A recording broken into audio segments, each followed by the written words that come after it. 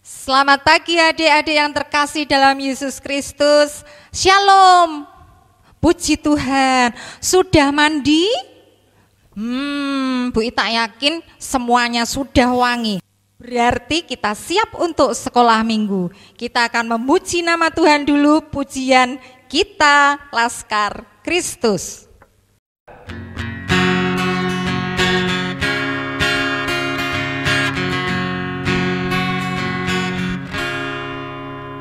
Saya bukan pasukan berjalan, pasukan berkuda, pasukan menembak.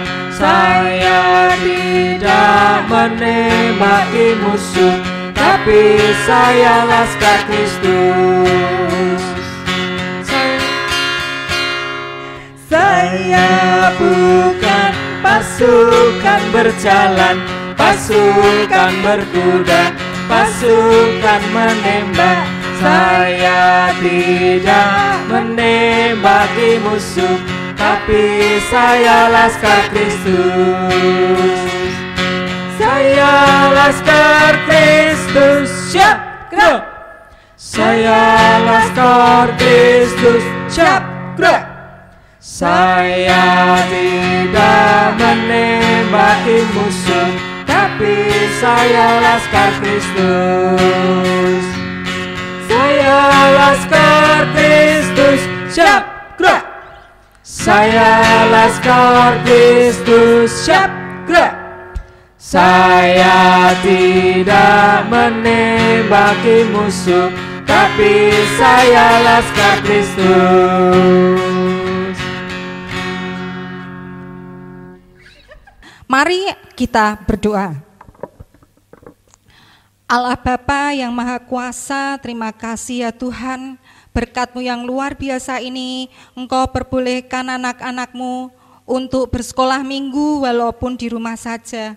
Tuhan senantiasa yang curahkan kuasa dan berkat-Mu atas kami. Hanya di dalam nama-Mu kami berdoa dan mengucapkan syukur. Haleluya. Amin. Adik-adik, pagi ini kita akan membaca bersama-sama bacaan sekolah minggu yang akan diambil dari Lukas 24 ayat 44 sampai dengan 52. Sudah ketemu? Oke, mari kita baca bersama-sama. Ia berkata kepada mereka, "Inilah perkataanku yang telah kukatakan kepadamu ketika aku masih bersama-sama dengan kamu, yakni bahwa harus digenapi semua yang ada tertulis tentang aku dalam kitab Taurat Musa dan kitab nabi-nabi dan kitab Mazmur." Lalu ia membuka pikiran mereka sehingga mereka mengerti kitab suci. Katanya kepada mereka, ada tertulis demikian, Mesias harus menderita dan bangkit dari antara orang mati pada hari yang ketiga. Dan lagi, dalam namanya berita tentang pertobatan dan pengampunan dosa harus disampaikan kepada segala bangsa mulai dari Yerusalem. Kamu adalah saksi dari semuanya ini, dan aku akan mengirim kepadamu apa yang dijanjikan Bapakku. Tetapi kamu harus tinggal di dalam kota ini sampai kamu diperlengkapi dengan kekuasaan dari tempat tinggi. Lalu Yesus membawa mereka keluar kota sampai dekat Betania. Di situ ia mengangkat tangannya dan memberkati mereka.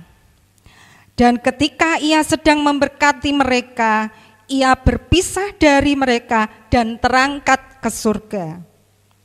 Mereka sujud menyembah kepadanya, lalu mereka pulang ke Yerusalem dengan sangat bersukacita. Mereka senantiasa berada di dalam bait Allah dan memuliakan Allah. Amin. Halo, masih semangat? Puji Tuhan. Mbak Ita kok sendiri ya? Di mana temannya tadi ya? Oh bukan, Mbak Ita di sini ditemani loh sama teman-teman Punokawan. Punokawan itu siapa sih? Ada yang bisa menyebutkan? Wow, puji Tuhan, kalian hebat sekali bisa menyebutkan semua Punokawan yang ada 4 itu ya. Adik-adik mau melihat dan mendengarkan? Oke, kita akan dengarkan sama-sama, tetapi sebelumnya kita akan memuji nama Tuhan dulu, pujian Yesus cinta semua anak.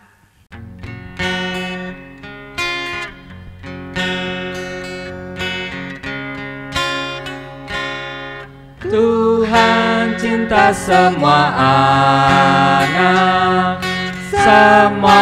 anak di dunia. Kuning, putih, dan hitam, semua dicinta Tuhan. Tuhan cinta semua anak di dunia.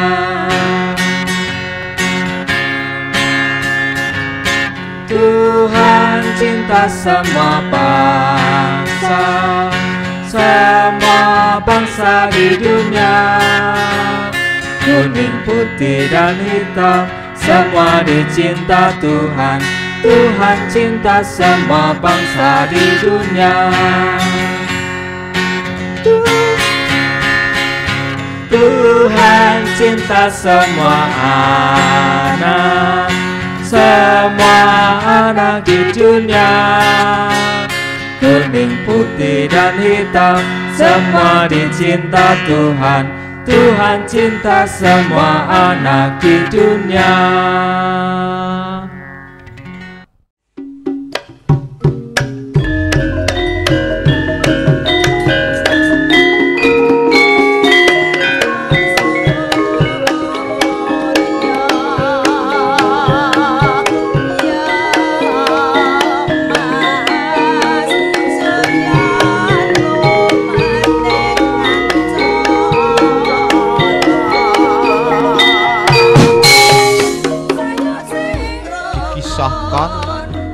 Ada sebuah desa yang sangat indah alamnya dan sangat ramah penduduknya. Mereka saling menghormati, saling membantu, dan mereka senantiasa hidup rukun satu dan yang lainnya. Mereka damai. Mereka tidak ada iri hati dan dengki di antara mereka. Setiap hari mereka saling bergotong royong, membantu satu dengan yang lainnya. Itulah sebuah desa yang sangat indah, tentram, damai. Sebuah desa yang dipimpin oleh seorang lurah yang sangat bijaksana dan sangat berwibawa. Semua penduduk sangat menghormati dan taat kepada apa yang dikatakannya. Inilah desa tentram, desa yang damai. Desa ini dipimpin oleh Lurah Semar yang mempunyai 3 anak, Gareng, Petruk, dan Bagong. Bagaimanakah keseharian mereka? Inilah kisahnya.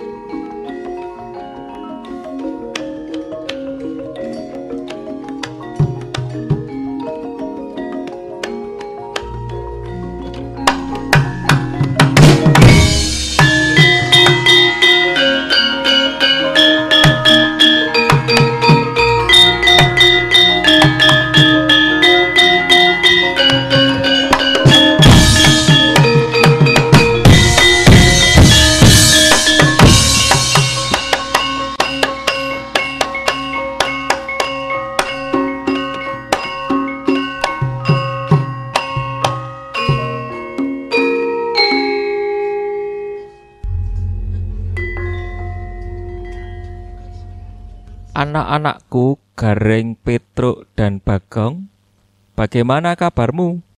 Sembah bekti Rama. Puji Tuhan.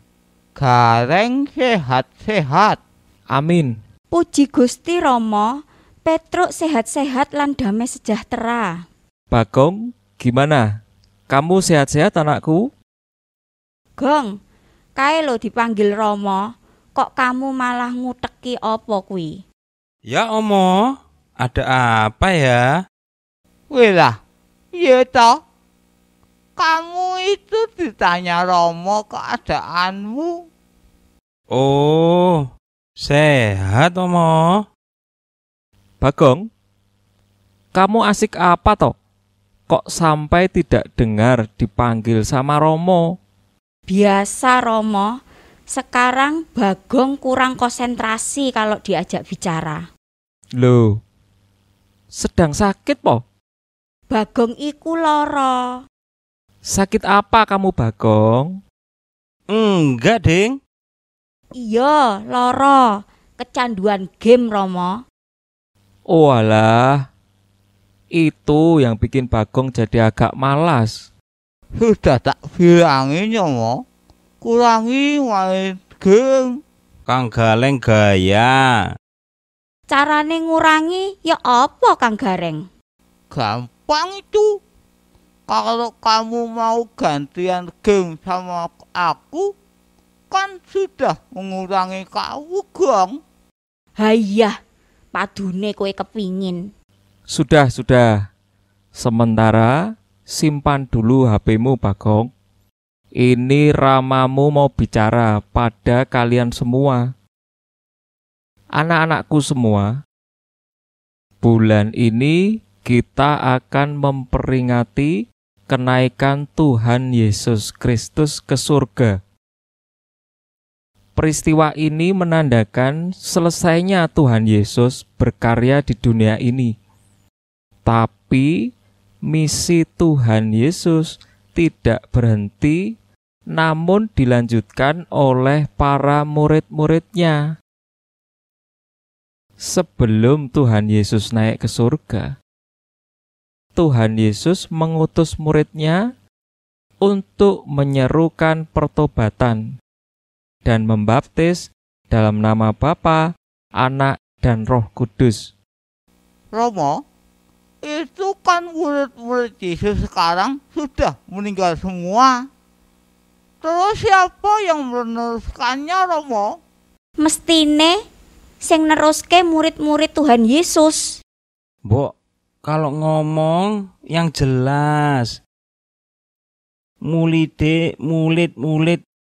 ki gimana coba? Begini Gareng anakku, apa yang dimaksud Petruk tadi benar, tapi salah ngomongnya. Terus gimana Romo cara menerangkannya? Begini, setelah Tuhan Yesus naik ke surga, Yesus tidak meninggalkan mereka, tetapi senantiasa mendampingi mereka melalui Roh Kudus. Mereka mempunyai kuasa untuk membaptis, dan mereka juga mempunyai murid yang membantu dalam pelayanannya. Oh, jadi murid itu juga mempunyai murid lagi. Iya, dan mereka semakin bertumbuh. Betul, Petruk. Karena bimbingan Roh Kudus, banyak orang bertobat dan mengikuti pengajaran para murid Tuhan Yesus, termasuk yang paling terkenal. Ayo, siapa Bagong yang paling terkenal?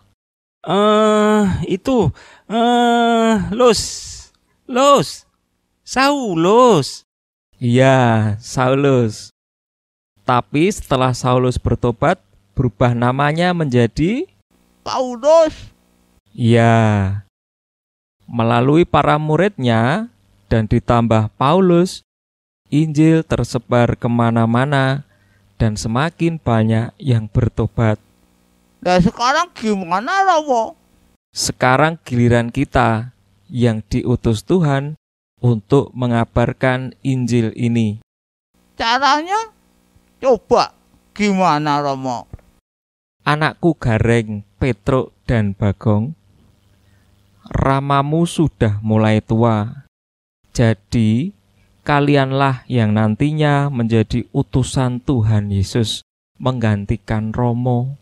Apa kita mampu, Romo? Oh, kalian pasti bisa.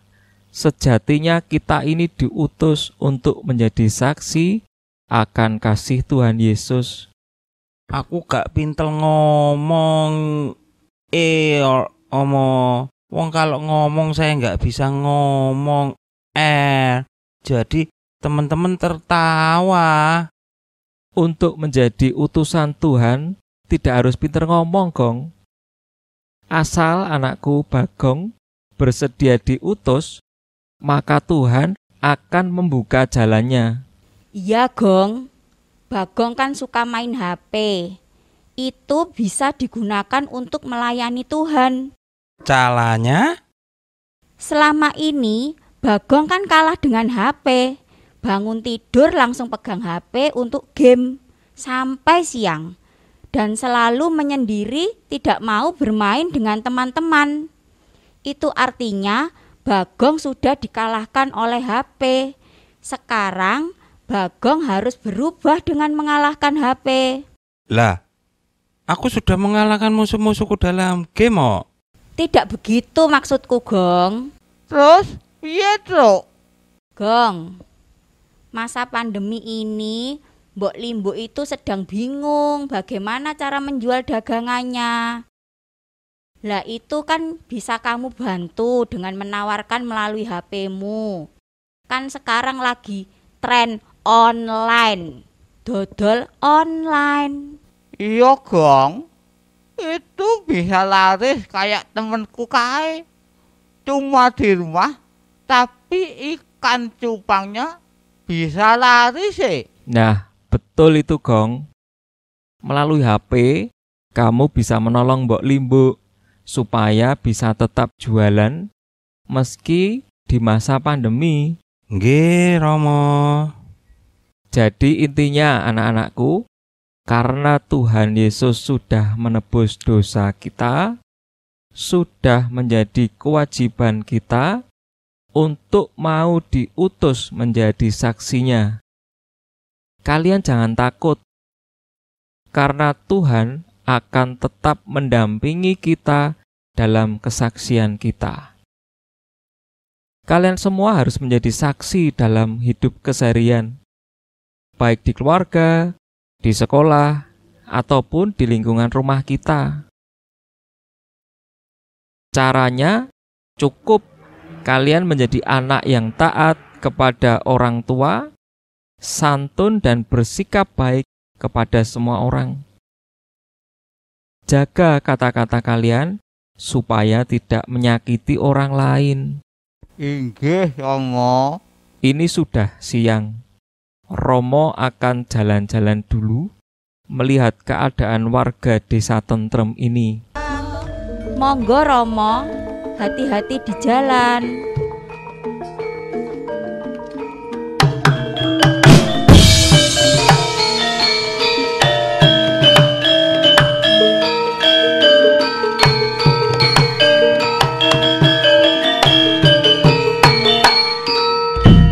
Truk, bener kandamu mau?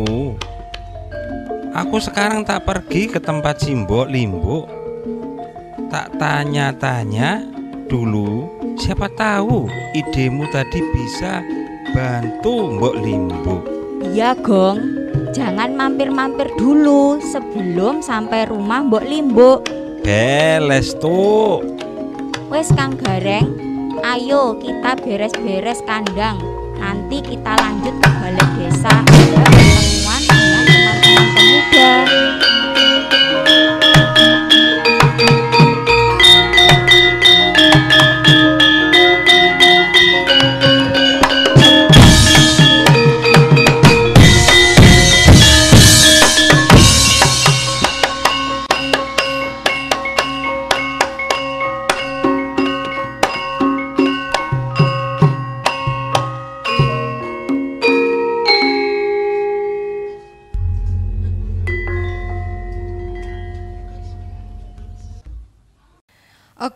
Oke, bagaimana adik-adik semua yang di rumah? Menarik bukan ceritanya? Intinya adik-adik semua harus siap untuk diutus oleh Tuhan. Dengan talenta yang kalian miliki harus bagaimana? Tetap mewartakan kabar sukacita. Oke, kita akan akhiri kebaktian sekolah minggu ini, pagi ini, dengan memuji nama Tuhan, pujian haleluya, puji Tuhan.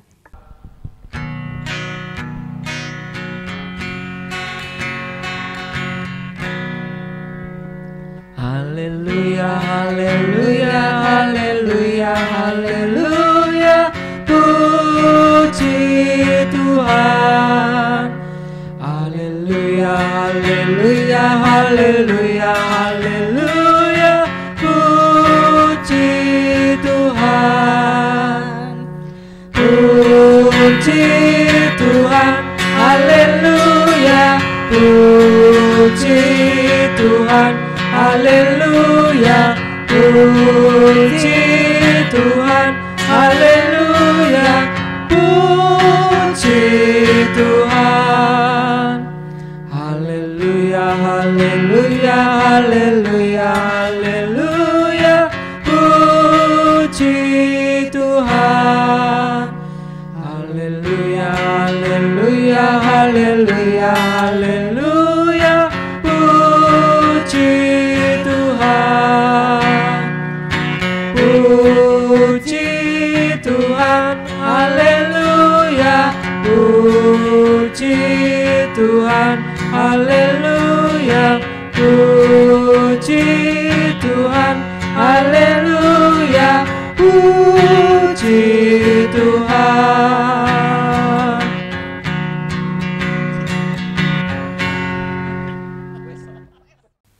Oke adik-adik, gimana sekolah minggu hari ini? Seru bukan? Sekarang kita tutup sekolah minggu pada hari ini dengan berdoa ya. Tangan dilipat dan mata dipejam. Tuhan Yesus, terima kasih Tuhan yang menyertai sekolah minggu kami pada hari ini. Kiranya Tuhan yang terus menyertai hidup kami selanjutnya. Terima kasih Tuhan, di dalam nama Tuhan Yesus kami berdoa. Amin.